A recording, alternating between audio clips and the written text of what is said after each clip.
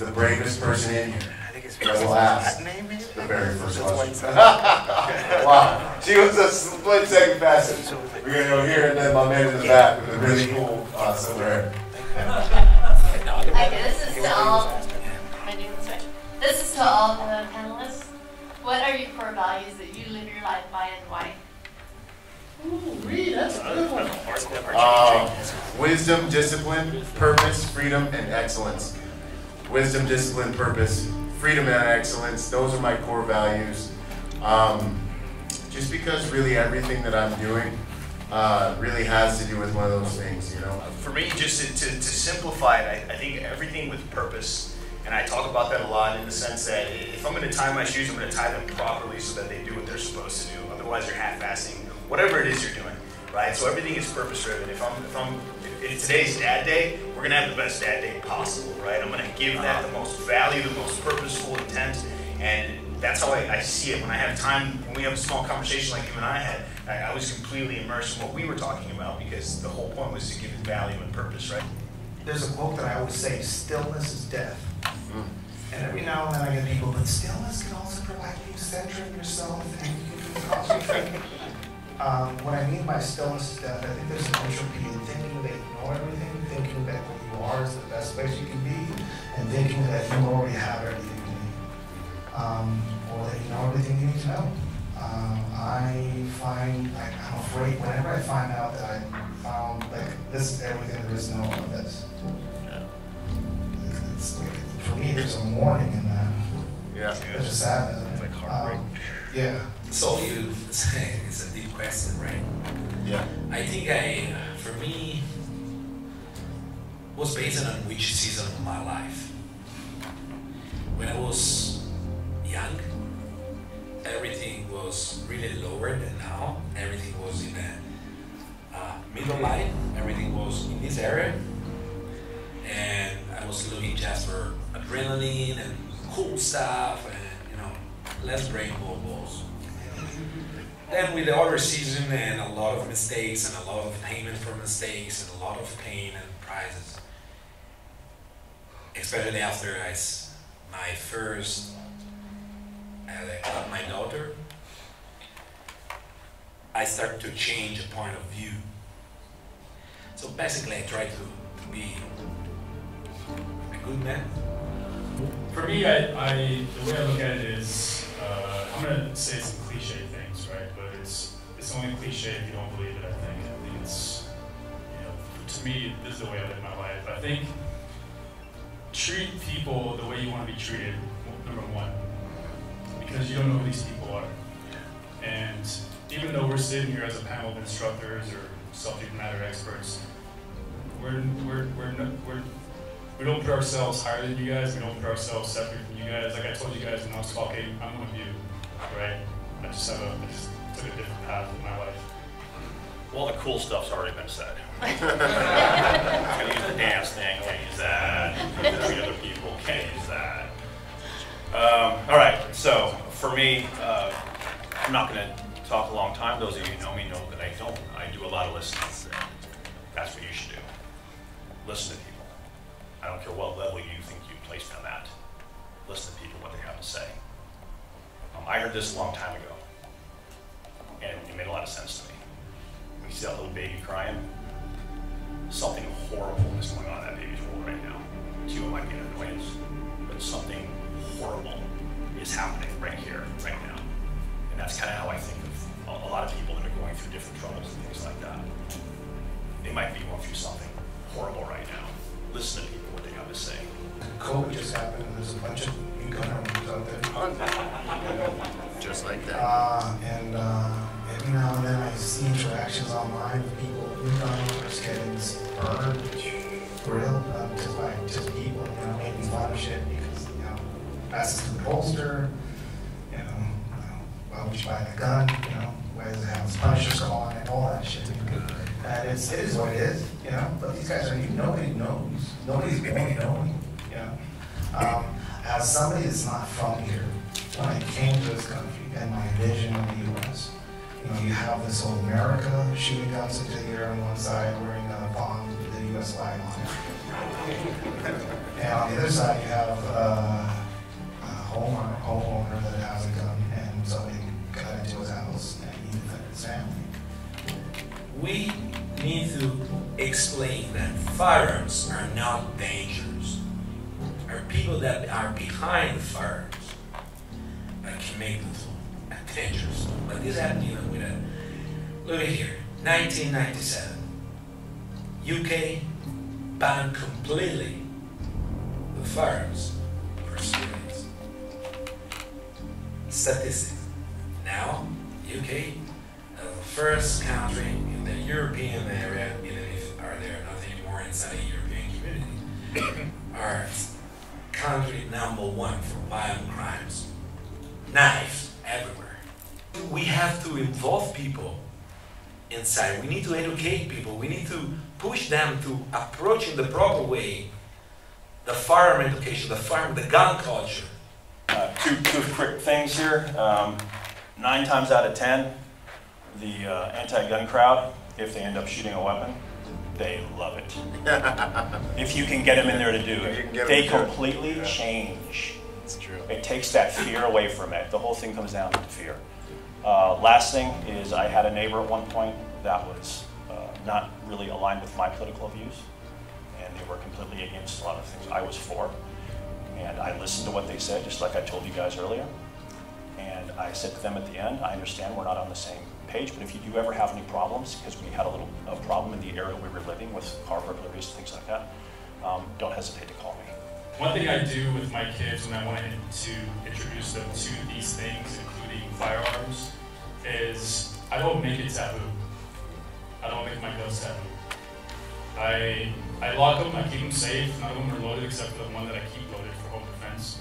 But even when my girls were like 2, 3, the boys were young toddlers, I would sit there and break my weapons apart and I would let them play with the parts. I wouldn't say, oh, don't touch that. I wouldn't say that because you know what that does later on, right? When the cat's away, the mice play. So don't make these things taboo because that's exactly what the other side is doing. They're already doing that. Everything we do on this side is taboo. How did I select these guys? You know, a lot of it, it's good, man. Instagram, right? I was gonna crack a joke, but it wasn't as good as Grindr. No, so honestly, it's Wish.com too. Wish.com. No, it's a mixture between my own experience, you know, watching a lot of their content over years and having my own experience with war and tactics and executive protection internationally and all that stuff to be able to see like, boom, that's really good and that's what people need right now. You guys are gonna walk to a car tonight at some point. You know, you're in a side of structure right now at some point. You know, people are governments possibly are trying to disarm us. And so everything has its competence. And if you have a pocket knife on you, you better know how to defend it and stop someone else from taking it from you. So there's the competence. I just looked at what was most pertinent right now. We're the best people to teach it. Street credit is huge in this industry. And then having a little bit of experience in a few things to be able to say, you know, these guys actually know what they're talking about. It's been a privilege being here, by the way. Thank you all so much. It's been great even training with some of these guys, so I'm stoked. My question is, how do each of you inspire the women in your lives to adopt this lifestyle and mindset? And then how do you keep them motivated and progressive in this? Nice. I think we generally will gravitate toward people that have similar views. I still can't figure out how individuals and couples with completely differing political views can stand each other or even be in the same room. Some of you may be in that scenario. I'm glad. I hope it works for you. I can't. So for me, I don't have to do a whole lot because we have so much in common. I think my mindset and my wife's mindset is so similar. I don't have to do much to motivate her. Maybe she motivates me sometimes into different things to think, you know what, I should probably do more of this or teach her more of that. Or, you know, I think sometimes it goes the other way where I see the interest and I know, you know what, we should we should maybe get out of that range today. Why it's so important for women to have these self-defense skills, because you guys are way more vulnerable than we are, right? And we talk about how it doesn't matter how strong you guys are, or how fit you are, or the image projection that you give out to people. The fact that you're a woman is going to make you 100 times more prone to that than for us, right? Or either these other men. So it's using that kind of common sense. And then obviously the rest of it is just look at what's going on in the world today, right? Look at that woman that got killed in Memphis. She was out on a run, right? And we know Memphis is a shitty town, right? And like she shouldn't have been running at 5 in the morning. I don't know, it's kind of crazy.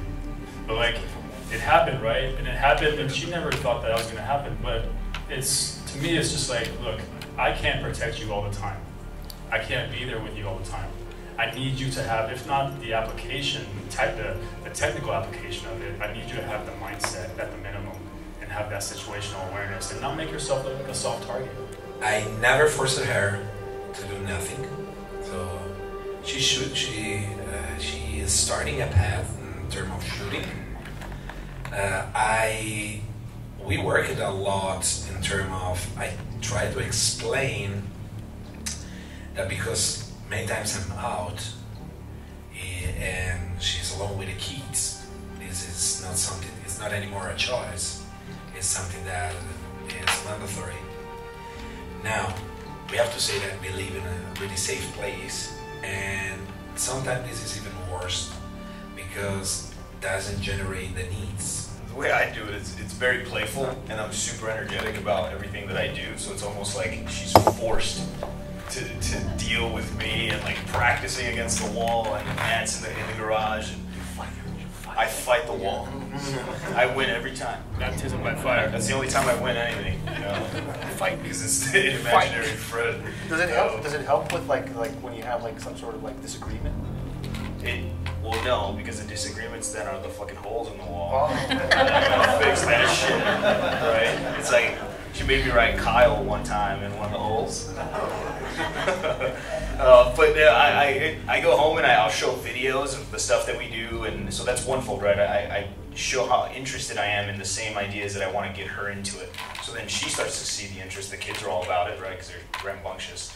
So then they do it, like he was saying with his, and so then it becomes like a household thing, right? And then I gave her an example. I was like, hey, if I gave you this gun to defend yourself, would you want 1 bullet or 2? Right? What would everybody choose? 2. This is all you get, 1 or 2. What do you want? 2. 2, right? I know we like to focus on the hard skills, but really understanding the soft skills of situational awareness, like that tactical positioning, context, rolling risk assessment. You understand that stuff, you're going to avoid and make yourself a hard target already. And if you're doing those things, you probably have a plan. Okay, weird hoodie dude. What am I going to do? You know what? I'm going to walk into this Starbucks across. I'm going to walk into the Starbucks across the street. I'm going to get in my car. I'm going to leave.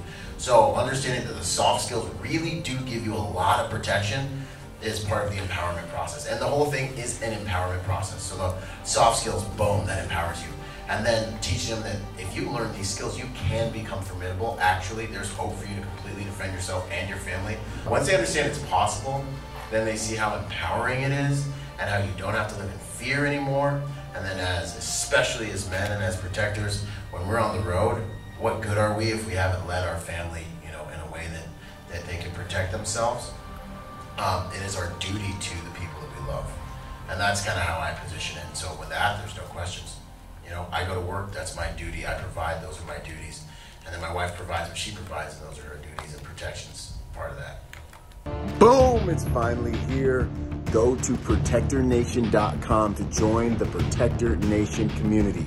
Learn online and become part of our Protector Nation family. I look forward to seeing you guys there and for us all to join forces to make the world a safer place by helping good people to become more dangerous. I'll see you there, and until then, be peaceful but not harmless.